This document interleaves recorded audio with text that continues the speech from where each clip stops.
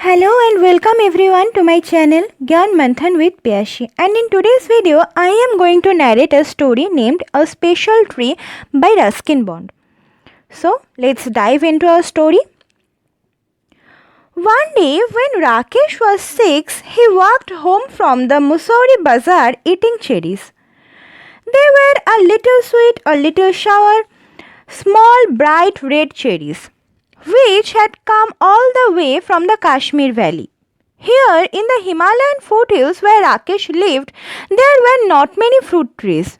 The soil was stony and the dry cold winds stunted the growth of most plants.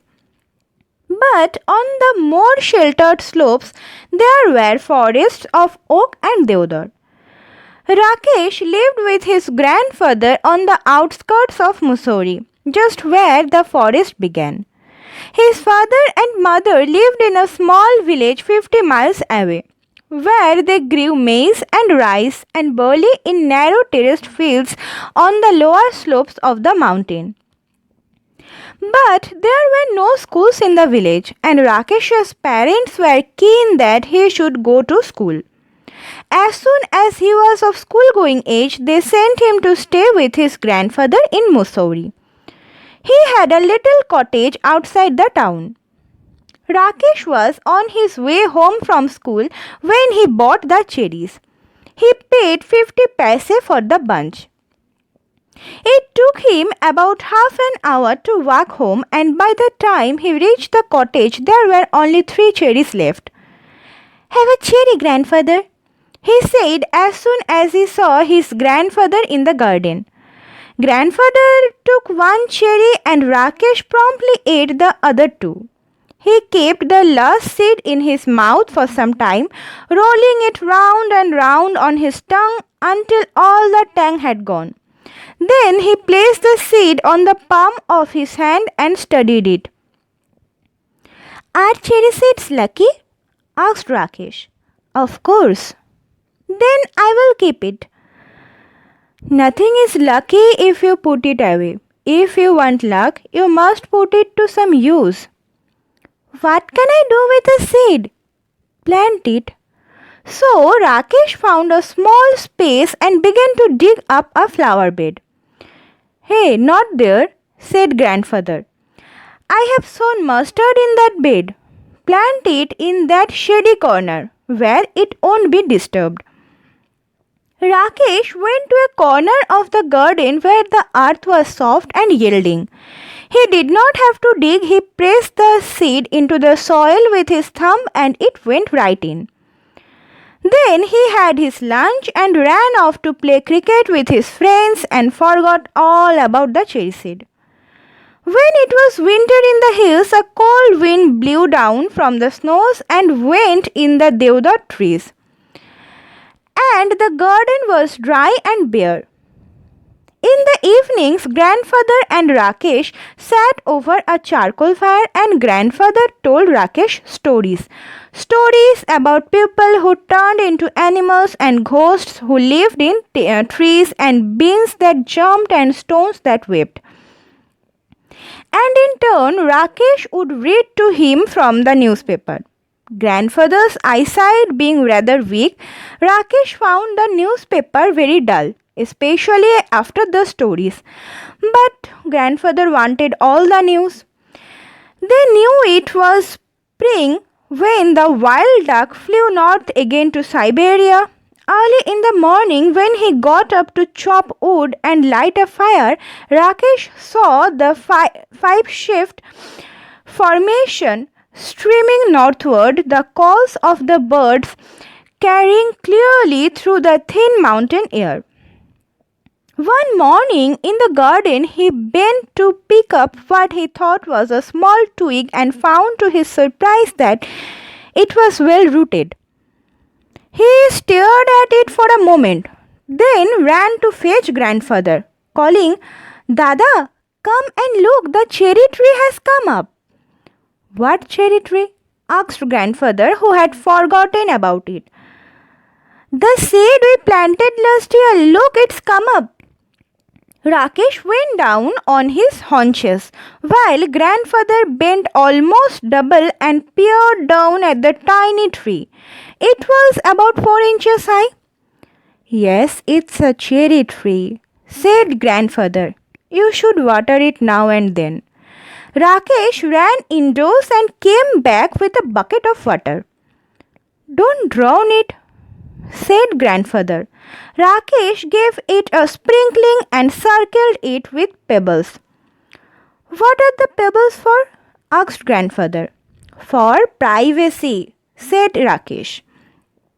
He looked at the tree every morning, but it did not seem to be growing very fast. So he stopped looking at it except quickly, out of the corner of his eye. And after a week or two, when he allowed himself to look at it properly, he found that it had grown at least an inch. That year, the monsoon rains came early and Rakesh plodded to and from school in raincoat and chappals. Ferns sprang from the trunks of trees, strange looking lilies came up in the long grass, and even when it wasn't raining, the trees dripped and mist came curling up the valley. The cherry tree grew quickly in this season. It was about 2 feet high when a goat entered the garden and ate all the leaves. Only the main stem and two thin branches remained. Never mind, said grandfather, seeing that Rakesh was upset. It will grow again. Cherry trees are tough. Towards the end of the rainy season, new leaves appeared on the tree. Then a woman cutting grass scrambled down the hillside, her teeth swishing through the heavy monsoon foliage. She did not try to avoid the tree. One sweep and the cherry tree was cut in two. When grandfather saw what had happened, he went after the woman and scolded her. But the damage could not be repaired. Maybe it will die now, said Rakesh. Maybe, said grandfather. But the cherry tree had no intention of dying. By the time summer came round again, it had sent out several new shoots with tender green leaves. Rakesh had grown taller too. He was 8 now, a sturdy boy with curly black hair and deep black eyes, blackberry eyes. Grandfather called them. That monsoon, Rakesh went home to his village to help his father and mother with the planting and ploughing and sowing. He was thinner but stronger when he came back to grandfather's house at the end of the rains to find that the cherry tree had grown another foot. It was now up to his chest. Even when there was rain, Rakesh would sometimes water the tree. He wanted it to know that he was there. One day he found a bright green praying mantis perched on a branch, peering at him with bulging eyes. Rakesh let it remain there. It was the cherry tree's first visitor. The next visitor was a hairy caterpillar, who started making a meal of the leaves. Rakesh removed it quickly and dropped it on a heap of dry leaves. Come back when you are a butterfly, he said. Winter came early. The cherry tree bent low with the weight of snow. Field mice sought shelter in the roof of the cottage. The road from the valley was blocked, and for several days there was no newspaper. And this made grandfather quite grumpy. His stories began to have unhappy endings. In February, it was Rakesh's birthday. He was 9 and the tree was 4, but almost as tall as Rakesh. One morning, when the sun came out, grandfather came into the garden to let some warmth get into my bones, as he put it. He stopped in front of the cherry tree, stared at it for a few moments, and then called out, Rakesh, come and look. Come quickly before it falls. Rakesh and grandfather gazed at the tree as though it had performed a miracle.